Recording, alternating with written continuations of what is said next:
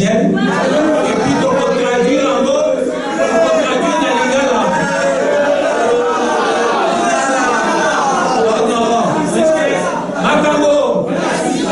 Makambo, tozolo bao. Ezaka pona awate. Bazozo abilili. Bandeko na biso ya poto pe faut balanda. Bandeko na biso ya République démocratique du Congo nyonso il faut balanda. Et donc le balanda poto et puis to traduire pe na lingala. Sujet na biso ya lelo ezali le contrôle parlementaire et le contrôle citoyen. Contrôle parlementaire et le contrôle citoyen.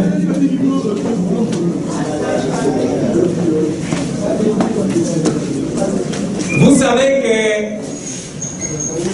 depuis 2006, depuis l'adoption de notre constitution au référendum, nous avons ce que l'on appelle le Parlement. N'est-ce pas? Dans notre pays, nous avons 4 institutions de la République démocratique du Congo. La première institution, ça c'est l'article 68 de la Constitution de la République. La première institution, c'est l'institution président de la République. La deuxième institution, c'est l'institution Parlement de la République. Le Parlement est composé de 2 chambres. Il y a le Sénat et l'Assemblée nationale. La troisième institution, c'est le gouvernement. Et la quatrième institution, c'est les cours et tribunaux. Alors nous allons parler du contrôle parlementaire et du contrôle citoyen.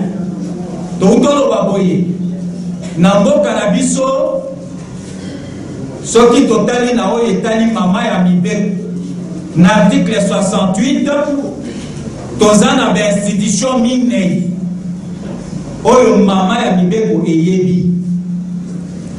Institution ya liboso ezali président de la République. Institution ya liboso ya moko. Institution ya mibale ezali Parlement. Mais dans le Parlement, on a tozana Sénat et tozana Assemblée nationale. Institution ya misato ezali gouvernement. Et institution ya mine et ya suka ezali cours et tribunaux.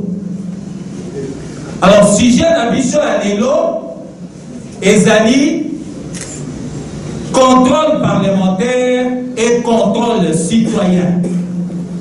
Et l'ingi kolobanini contrôle pour le Parlement et ça n'est que bengi contrôle parlementaire.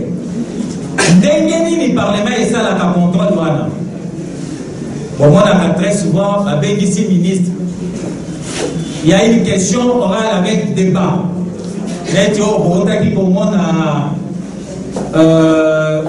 vendredi, question orale avec débat au vice-premier ministre et ministre de l'Intérieur, Ayaki n'a Parlement côté à répondre. C'est un des moyens du contrôle parlementaire. Et puis, nous allons faire le contrôle des citoyens. C'est-à-dire, contrôle au bateau, bino bokona, ba député, ba sénateur, ba sala kanakati à Parlement. Il y a un monde de contrôle parlementaire. Mais contrôle au citoyen, bino moko. Puisque pouvoir est un bino de Bozanango. C'est le peuple qui détient le pouvoir. Et Nangonga moko, peuple a un pouvoir, on a apponi bateau yé alingi. Par exemple, dans le président de la République, pour la constitution où il y a biso en boka, que mandat ya président et Zalimou la mitan, à Koki, pour renouveler en Bombala, Moko. Et puis, et Sili. Donc, le mandat, dans le côté le mandat du président de la République est de 5 ans, renouvelable une seule fois. Est-ce que nous autres? Et ça, c'est la Constitution qui le dit.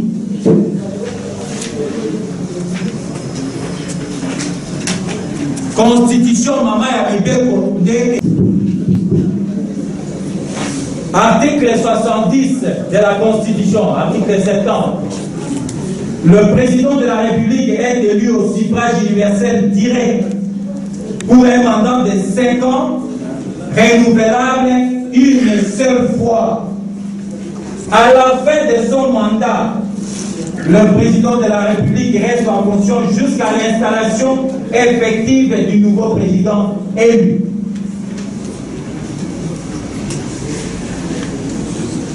Contrôle citoyen, contrôle parlementaire et contrôle citoyen.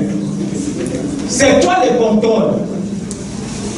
Le Larousse définit le contrôle comme étant une vérification,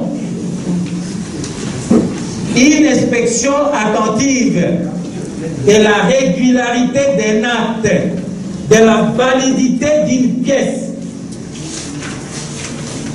La mission d'un parlementaire, qu'il soit sénateur, qu'il soit député, c'est de voter les lois. La deuxième mission, lorsque vous votez ces lois-là, la deuxième mission, c'est de contrôler. Nous allons lire cet article. Le pouvoir législatif est exercé par un parlement composé de 2 chambres, l'Assemblée nationale et le Sénat, sans préjudice des autres dispositions de la présente Constitution. Le Parlement vote les lois. Il contrôle le gouvernement, les entreprises publiques, ainsi que les établissements et services publics. C'est ça la mission du Parlement. Voter les lois, c'est-à-dire légiférer et contrôler. Pourquoi nous contrôlons? Eh bien, puisque après avoir voté les lois, il faut maintenant suivre l'exécution effective de ces lois à travers le contrôle. Alors, comment ça s'est fait, ce contrôle-là? C'est l'article 138 de la Constitution. Qu'est-ce que nous dit cet article 138 de la Constitution? Sans préjudice des autres dispositions de la présente Constitution, les moyens d'information et de contrôle de l'Assemblée nationale ou du Sénat sur les gouvernements, les entreprises publiques, les établissements et services publics sont la question orale ou écrite, avec ou sans débat non suivi de vote, la question d'actualité, l'interpellation, la commission d'enquête, l'audition par les commissions. Ces moyens de contrôle s'exercent dans les conditions déterminées par le règlement intérieur de chacune des chambres et donnent lieu, le cas échéant, à la motion de défiance, motion de censure, conformément aux articles 146, 147 de la présente Constitution. Ce sont là les moyens que nous donne la Constitution pour contrôler le gouvernement, contrôler les entreprises publiques, contrôler les services publics de l'État. Et lorsque vous contrôlez et que vous arrivez à une conclusion qu'il y a eu détournement, qu'il y a eu une faute lourde, eh bien, vous sanctionnez. La sanction ici, c'est quoi? C'est la motion de défiance, c'est-à-dire on retire la confiance à un ministre et il tombe. Ou la motion de censure contre tout un gouvernement. On retire la confiance à un gouvernement et le gouvernement tombe. C'est ça le contrôle parlementaire. Mais vous savez que vous aviez envoyé vos élus au palais Et donc, chaque fois que vous envoyez vos élus, ces élus-là, normalement, doivent faire la volonté du peuple congolais. De vous qui les avez envoyés. Et ce qu'on moni député a commis à palais du peuple. Sénateur a commis à palais du peuple. Mazosa la sous volonté à Bino Bato Bokuna Bakote a commencé la volonté à Moutou. Par exemple, son moni député a commencé défendre Moutou. Na détriment ya Bino Bato ya peuple congolais. Et bakake owana bungizela. Alors, sanction ezali, sanction économique, sanction citoyenne, contrôle citoyen au Bozanango. Et contrôle citoyen wana, les appels dans la Constitution. Le fameux article 64 de la Constitution. C'est un contrôle citoyen. Les devoirs, c'est que l'on appelle les devoirs des citoyens. Lorsque vous prenez le chapitre 4 de la Constitution, vous verrez, c'est écrit les devoirs des citoyens. Et vous avez l'article 64.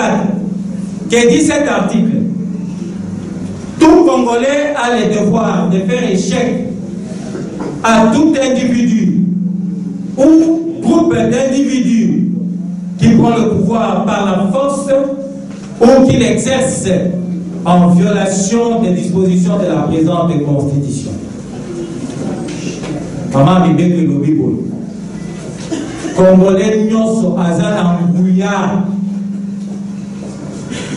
Yakosala échec na mutu nyonso ou groupe ya batu nyonso oyo bakozwa pouvoir ya peuple na makasi bokoni ete to mandat na ye esili me alobi fatikala bozana nguya wana ya bozala komettre en place baaction nyonso marche pacifique baaction nyonso pote bosukisa ye akamba bino te puisque azali susu na nguya te azali susu na pouvoir te pouvoir eutaka te epa na bino. Par exemple, nawe etali président de la République balobi ete président de la République peuple dazo mpona ye mpona mandat ya 5 ans. Mais soki mandat ya 5 ans esili aza na nguya akoki korenouveler lisusu mpona 5 ans. Et donc, notre maman Mibeke Lobi était président de la République à Kosala Kakambula, Zomi. Sokimbula, deuxième mandat d'ailleurs à 5 ans et Koki, il faut organiser des élections 3 mois avant l'expiration du mandat d'ailleurs. Notre mandat, monsieur Kabila est aussi là le 20 décembre 2016. 3 mois avant le 20 décembre 2016, il ne faut pas déclencher déjà l'opération pour le président de la République. Ce qui est l'équipe, le 20 décembre 2016, institution président de la République Azali Sousunangouyate, ce qui a Sika, Azalité. Mais ce qui, par hasard ou par accident ou par l'obité, mandat na ngai esili, mais puisque nga naza na manduki, nga naza na boye, naza na mapinga, natikala na makasi, bokonzi na ye esili. Et maman Mibeke bazoi sabino abiyo peuple. Il faut soit bokonzi na yo, bosala maso, pote a diriger le sous mboka te. Voilà le contrôle citoyen. Contrôle citoyen. Bosala qui a coupé déjà. Au Bosala qui le 19, le 20. Le 21. Quand nous puissions tous aller dans le Parlement, dans l'Assemblée nationale, et que tous autres soient Mibeko, Bino, Boboyi, Bomoniete, Mibeko, et comme Mabiso, na glissement, et comme Mabiso, de là, il y a un mandat constitutionnel. Biso, tous allés, Miguel, na Katia Sal, to siffler, to kokite. To bimi libanda bino mo bino pouvoir Isaiah biso comme bali bazo Mibeko wana Mibeko wana zo buka mama ya Mibeko to kondima ya bote okidai na zelate wana eza contrôle citoyen balongolaki makambo yango te eya na bino ya kwana pouvoir na bino ya kwana oyo peut-être tokonegligeaka yango mais eza pouvoir moko makasi na kati ya démocratie ye moko ase aloba na mama ya mibeko napesi yo mpona mbula mitano okoki korenouvele neleka mbula zomi te et soki eleki mbula zomi il faut yo moko peuple orécupérer pouvoir na yo et donc banda lelo yo salaka contrôle citoyen na yo landelaka mama ya mibeko na nyonso moto akosa bino te mutu moko aza likolo ya mibeko azali te même lelo bazoyebisa bino CENI la CENI est indépendant la CENI est indépendant indépendance wana eza ya likolo ya peuple te la CENI est indépendante dans sa technicité puisque CENI azali neti arbitre vous avez la bimanie à voir vous avez avec bien vous avez la renaissance à voir quand il vit à continent na terrain renaissance à continent na terrain nana kabola bango voilà CENI volonté à peuple de CENI à Osal. Au CENI à Osal à l'élection à la pona biso, à Osal à Mopona Yede, à Osal à Mopona M. Maloumaloude, à Osal à l'élection pona yo peuple, au pona ma dirigeant Oyo Ligi, contrôle citoyen. Nangomba ya Maponami, c'est tout Binomba na Kisasa. Bino bozawa bozo mona nyonso bazosalela bino ndenge bazosalela bino boyebi nana azosalela yo mais biso pesaki un mandat c'est pas pour rien oyo mpona yo lobino yoza président mpona libela yoza député mpona libela mais yo lobaki na mama mibe obite mandat na yo eza ya 5 ans. Pour la présidente de la République, la version 5 ans, au qui pour renouveler Bala, mort. C'est-à-dire qu'au Titani, dans les lieux du pouvoir, il y a contrôle citoyen. Et qu'on se pénit dans nos socialités. Tant qu'on a passé dans leur mandat à mi-palais, il y a dit ça y est que non.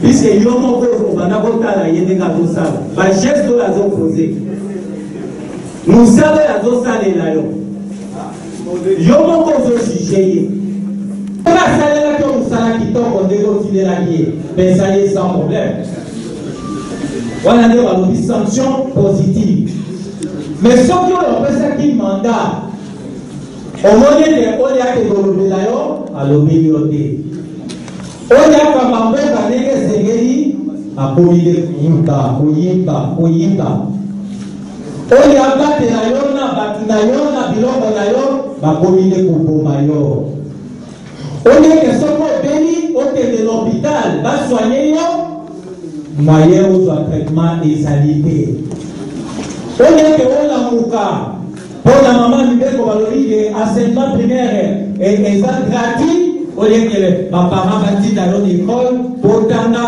bazotinda yo te mpo bakomi kofutisa bapara baza na mbongo te seke moto wana asali yo kosala ndenge otindaki ye te et contrôle citoyen na suka ya mandat tozokende na élection il faut sanctionner ye très souvent na moment ya bélection wana bayaka na bakado bayaka na mbongo abeli yo mbongo bayaka na bilamba bapesi yo bilamba bayaka na bavelo bakabelo bavelo voire même mituka mpona bato mosusu nyonso bazopesa eza kado oza redevable te zwalia mais ntango ozopona mpona moto akodefendre yo on a mouton à Bossal et là on Bossal à Négué.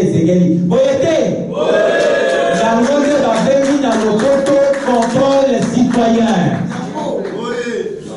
Donc, pouvoir, ils ont des panaillots.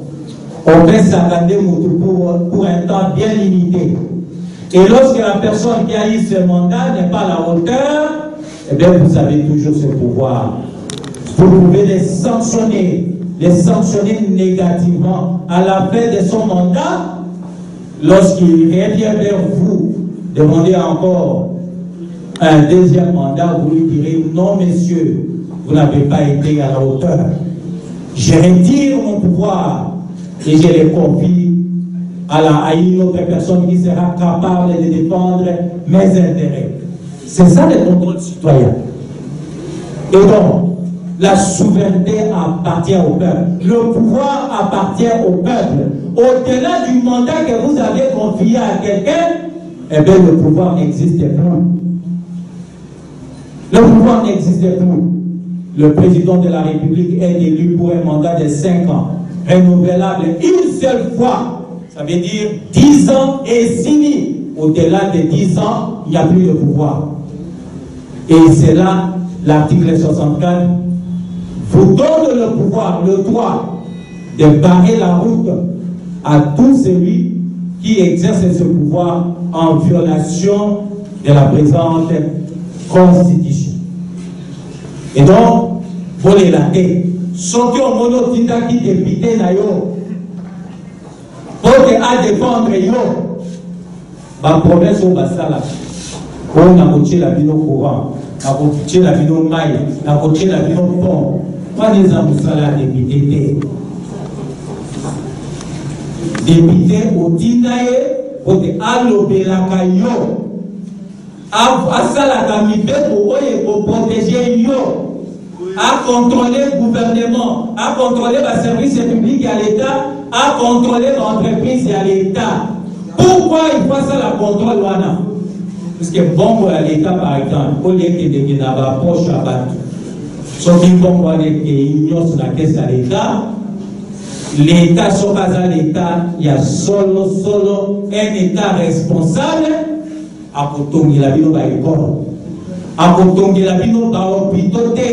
Hôpital où il y a la site touristique mais hôpital où il y a la soko belli au pays même si on a un bon côté va soigner notamment et puis après la faute va récupérer Mbongo et la police a dit révolution à modernité Batongi, mais tout est hôpital et comme site touristique. Est-ce que ça peut servir la vie, non? Et donc, ceux qui ont ça la contrôle n'est au moment où il y a la vie, on a Koufaki dans quelles conditions à Koufaki? Madame, où est autocoupé à l'hôpital de Centenaire, étudiante et à IPC. Mais au moment où il y a la condition, maman a Koufaki, sorti aux à l'hôpital à Solonso, il y a Koufa. Alors, contrôle citoyen. Et ça, il y a l'élection. Mais il faut exercer le pouvoir d'ailleurs pleinement. Puisque ceux qui ont exercé pleinement, on peut puisqu'à promettre pont, à promettre courant, à promettre t-shirt, à baisser un bongo. On leur prend un mouton à Kokoka pour l'obéir. On a Kokoka, utiliser ma yelle ou à Zana Mokote, à Zela, mi beko est pour protéger yo. Eh bien, dans le moment où on peut signer mandat, on peut retirer mandat, il faut se la dire, na souka mandat, pour retirer mandat. Mais Ngongango est en mode on peut avoir des députés provinciaux. On y tourne à l'occasion. Pourtant, la Mbongo est à Kopesa, Mbongo est un cadeau, Zwalia. Bilabo va Kopesa, est un cadeau, Zwayango. Quand vous votez des voter, ils ont Zambé d'ailleurs, na conscience d'ailleurs. Dans la moto, ils sont capables de défendre l'intérêt d'ailleurs. tala moto ya ligi mboka, tala moto yo azana amour ya mboka, pote asalela yo na lolenge de yo za malam, ba parents bazala malam, baleki bazala malam, bango nyonso batanga, bakisi ezala na bopito, ba médecin ezala kofuta hôpital, ezala na porte ya ndenge ba parents bazozwa, kofuta école, ezala na niveau ya ndenge ba parents bazozwa. Soki bango bakokite l'État azwa responsabilité na ye. Boyete mongango ya moto bomi, contrôle citoyen. Il faut vérifier bateau au tindaki. Et si on tindaki bango, est-ce que basala qui nous sala nege sengele qui basala? Au lieu de dire quelque chose. Donc on so ba opesa yo za ba kato. Et puis ba tuna kate bilo ba élection liya de oliki. Mutu moko ta ba tuna yo. Mais conscience na yo eye ba ete soki na poni mutu tel azala amour ko ya mboka la biso. Mutu tel a kolinga toza lelo de to bomi bisika nyonso aba komo boma biso. Nana koduna na plus du sud aux hommes dans les zones. Awa bino moko mona ki makambo ndenge ezali na maluku. Tous les jours pour mon yo bozo vivre. Nana koduna. Oh, pona moto ya koki chaye nesika oyo akoki. Nyonso bakopesa yo aneza bakado. Oya kotuna ba compte azalité. Cadeau batuna ka compte te. Osengi ye mukayo cadeau. Émission ou à émission. Si vous êtes convaincu, d'accord. Mais si vous êtes convaincu, pour l'anda cadoté, pour l'anda bomboté, pour l'anda moto la coquille, et c'est ça le contrôle citoyen. Et donc, pour qui tous entretenir na contrôle parlementaire, pour comprendre au parlementaire, parce que ça la comme contrôle, mais ce qui va à voter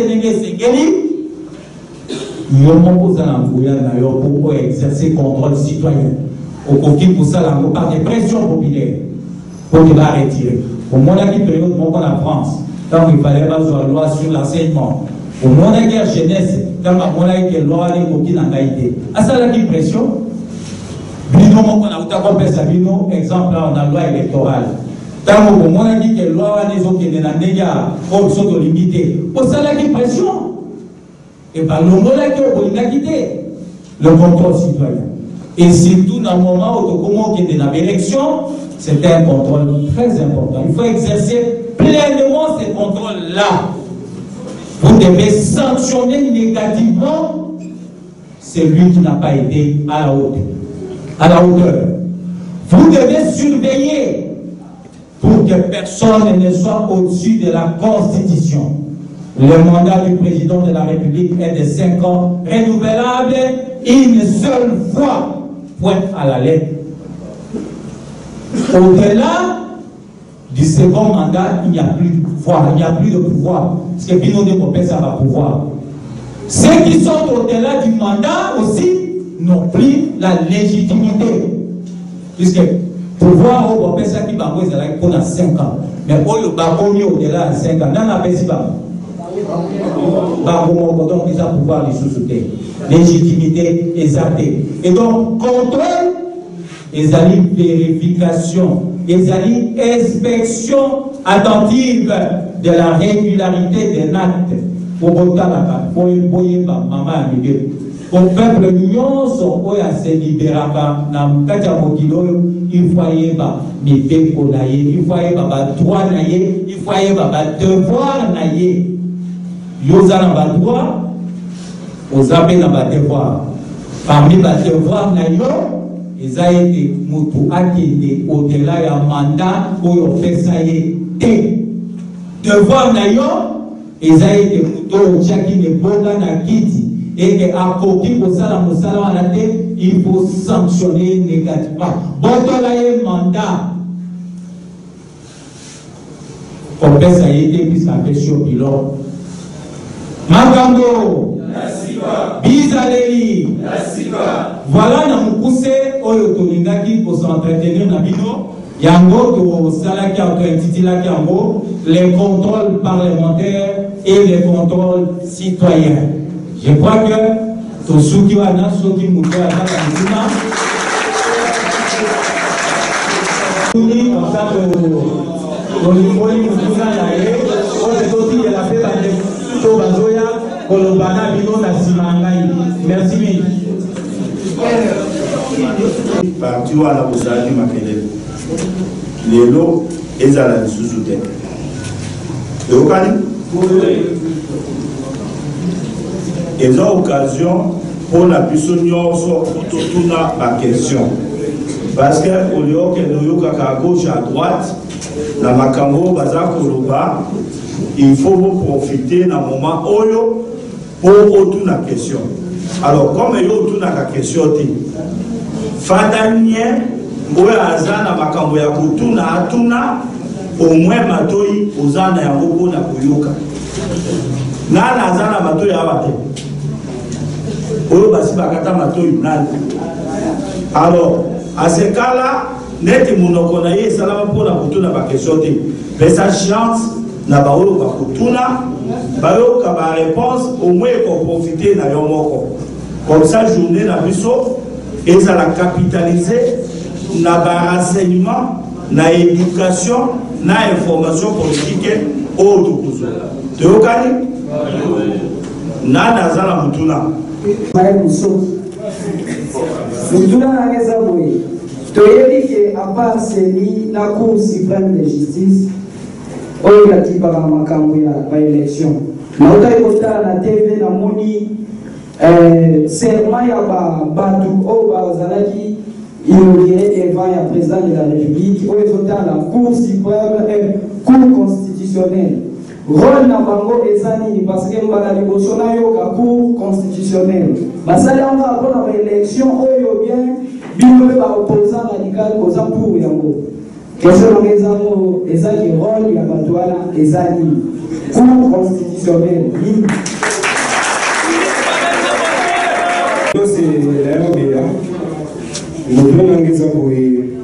Bon, conformément à l'article 70 de l'Union honorable à Outu Awa, qui mandat à président, ils allaient à 5 ans renouvelable une fois. Voilà, ils allaient pour un président. Et bon, député, mandat et au sein de Mabongo, ou bien ils allaient faire un président. Deuxième question.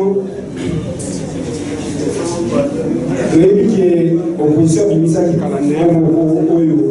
contraire à la calendrier à président Séni à Romano à Misaki.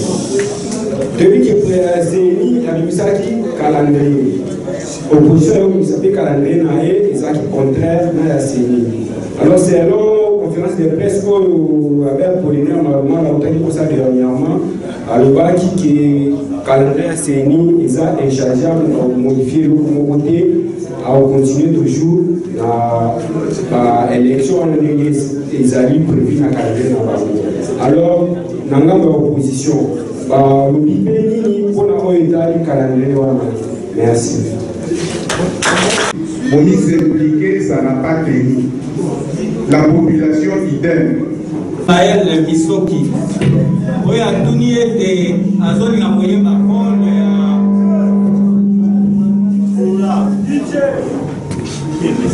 constitutionnel. Rôle et la cour constitutionnelle est allé boy. Ce qui n'a parlement de Salim Mibé Kwambo. Par exemple, la loi élection, la loi organique portant organisation et fonctionnement de l'élection. Ce qui bisot au silicium. Il faut dire que la présidente de la République a promulgué la loi. Mais avant, le président de la République a promulgué la loi, il faut atteindre l'institution où il y a compétente pour atteindre ce qui loi wana autouti kozwa na parlement ezotosa mama ya mipeko. Et ça pour répondre la constitution de la République ezobuka mama ya mipeko te. Normalement la cour constitutionnelle. Donc cour constitutionnelle et ça cour pour vérifier, pour contrôler constitutionnalité ya mibeko oyo toza kozwa na mboka ya ba décision oyo eza kozwa na mboka ya ba arrêté. Bon, c'est là où est-ce que l'union se comprend de moi avec constitutionnalité. Voilà, constitutionnalité et parce que c'est une question très importante. Il faut que la compréhension de la constitutionnalité et la Cour suprême pour vérifier parce que les gens sont nana vérifié nana te ya Bible. Ok. Bango bakota ka école ya Bible non? Voilà. Kuna ezaba kolon oyo bayebe mibeko ya mboka. Nde batiaka na cour constitutionnelle. Alors bango soki ba loi nyonso oyo ezali eke mutu na mutu azoloba non elingelo baboyi alobi non elingelo baboyi non ndenge wana te. Alors bamemi yango epa na bango wana nde suka na bamboka nyonso soki bango balobi mutu akokontredire lisusu azali tel yango nde constitutionnalité, c'est-à-dire pour vérifier ce qui est conforme na mibeko ya mboka. Voilà l'esprit. Ce qui est conforme na mibeko te ya mode constitutionnalité. Non, kol nango ya ngwana. Ya mutuna mibale oyo Léon Bia tunaki alobi mandat ya président de la République eza na mbula mitano akoki ko renouveler mbala moko donc eza neti mbula zomi bongo ya député eza mandat ya mbula mitano akoki ko renouveler jusqu'à ce que mokolo yo kopimela ye soki oboyo bite yozo défendre ngai te ekoki mpona yo yonde osukisi na mandat ya député to ya sénateur mais na mama mibeko batie te que non il faut postuler mbala moko mibale to misato non batie yango te aussi longtemps oyo aza na posa ya kopostule mais yo ndo okoki kotia suka komettre fin na mandat na ye. Calendrier échangeable.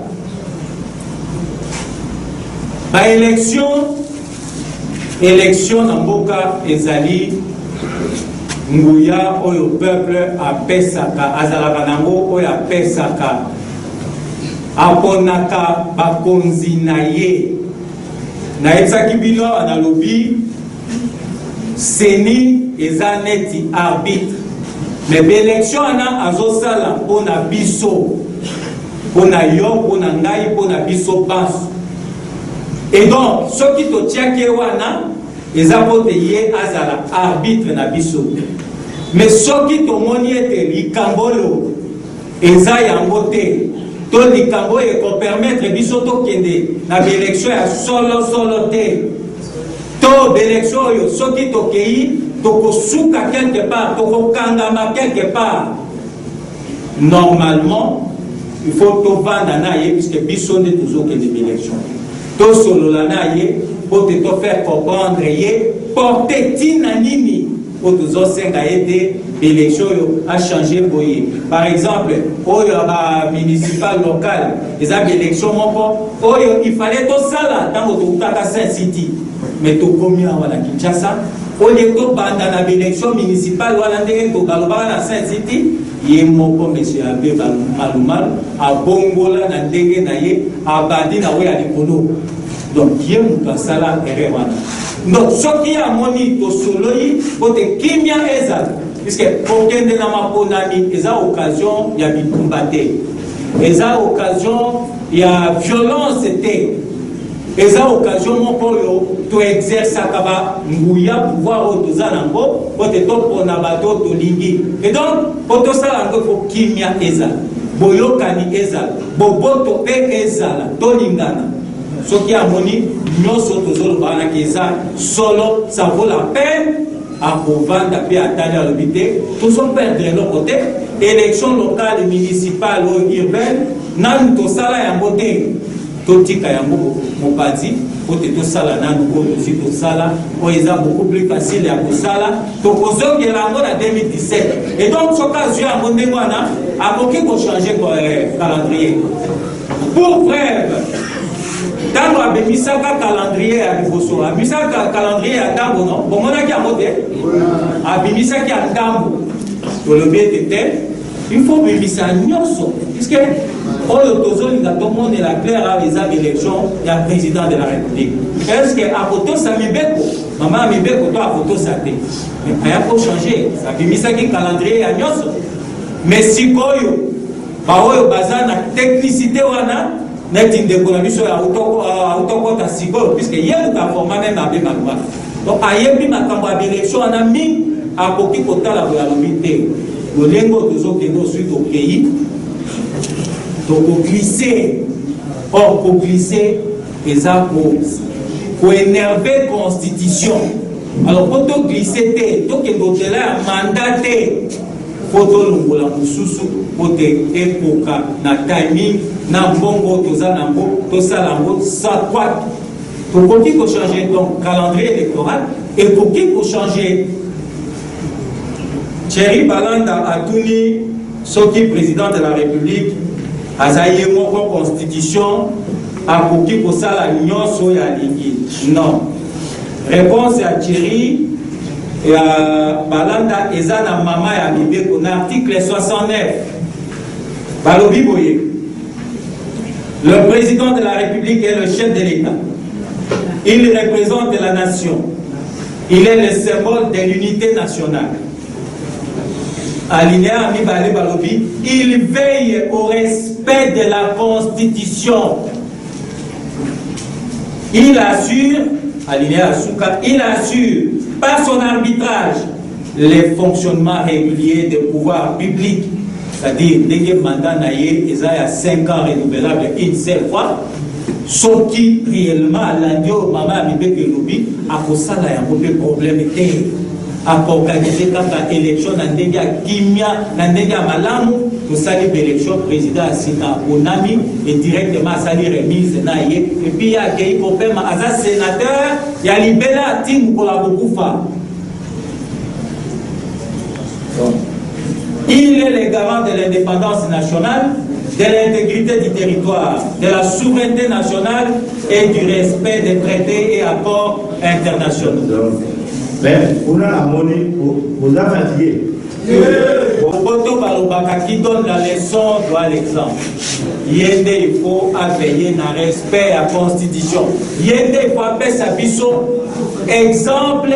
Il y a pour sa maman et Mibeko. Puisque Yende a veillé dans le respect de la maman et Mibeko. Donc, Azali Kola, maman Mibeko te, Azali Kola, Mibeko te, Yebe a Tosaka. Mibeko ya mboka o wana de babengi état de droit babandaki mouvement citoyen o babengi ba pro démocratie Filimbi Dolusha na Goma omona bango non bautaki kokanga bango dernièrement awa balobi ete nyonso bazosala balingi nde kokoyisa pouvoir bakangi bango arbitrairement basali motion na parlement. Parlement est saigné de la commission d'enquête parlementaire. Nanango a kangiba nawana arbitrairement. Le président Ekoya a lobby mission d'information. Ah oui, ok. Mission d'information on a écrit pour ça la moussala. Nangongo dans un sabino rapport wana rapporteur pour la mission wana a yébé sika rapport à exact. Oye azalaki président à mission azomona na côté. Bozo fout ta taxe mon pas avant voyager. Soko lingo toke d'intérieur en boka ozo fout à $10. Soko lingo ke de libanda en boka ozo fout à $50. Ba esaki biso balobi mbongo wana ezapote batongela biso ba aéroport à travers l'étendue du territoire national. Mbula moko eleki. Yami balé eleki. Eza mbongo ebele. Toye botala. Bongo les ambongo quand même banamboka bazofuta photo yeba quand même gestion ya mbongo ezokende wapi totia commission d'enquête parlementaire mbula misato yango banda rapport wana ezonga evanda na bureau ya président de l'Assemblée nationale. Donc contrôle soko tuningai et là je vous réponds, je m'assume en tant que député puisque naïsa qui est yango même dernièrement dans la l'Assemblée nationale. Obstruction et un contrôle parlementaire. Donc, les lots, contrôle et ça les réellement. Il y a un monde où on a bon à l'État, on y est quand on a caisse à l'État, et tout le monde pour voir mis sa bateau. Maintenant, on a mis meuble, mais l'État est pauvre. Donc, contrôle et ça les managers à Malobate. Avant la question à ceux qui ont des alaki à maman à dos, ceux qui ont mis ces athées, tous ceux qui ont apporté des topes, ça va être comme ça. Bon, toujours, à la 194 du DBO Tikaraki, tu tiens pas mon cercueil. Nous tenons à la tombe naïe. Naboli beaucoup na bango na butu. Il faut beaucoup na moi. Na 194 rawa, nous en 84 Mikolo, et puis nous en autant ya ba mort né. Mais sortir réellement nous en maillé. Il faut tomber tout na mutuna. On a dit 421 personnes parce qu'il y a beaucoup de bango na butu. On a dit la kango publicité. On a dit machaki bango na basache. On a dit balo oiseau na sabacercueil. Bala qui sabiso ba pesa biso identité ya moko na moko o machaki na sachet. Et je crois awa nous allons ma maman. On a un respect à ma maman, il y a une limite témoignage à ma maman, puisque ma maman n'est pas vivre à Kayango. Ma maman, est-ce que aussi pour mon âme, il va la mission, ma mort, est-ce que tu vois ma maman la mort? Et donc, ça veut dire quoi? Réalité, ma maman, c'est là, puisque pour ça, la mission était. Bakende bafungola badwana baexhume bango basala examen toyeba lolenge nini bakufaki eza pasi te puisque même baoyo bakomosalela publicité eza nde poudre na miso puisque tosi toti bango tosi kokangi bango bakosa biso te mais motuna oyo baya kotuna na suku alobi me biso pepe tokoki kosala nini na Sénégal. Na période ya Abdoulaye Wade oyo bozobenga awa délestage ntango basalaka yango na Sénégal peuple abimaka na nzela mpona koloba plus jamais ça, plus jamais délestage oyo bino bozolobaka délestage na Sénégal ntango esalemaka fréquemment peuple abimaka mpo revendiquer badroit na ye obiko plus jamais délestage. Bongo, il y a bon,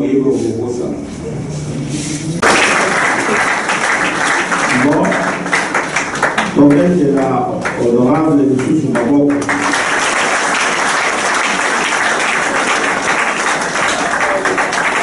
Bon,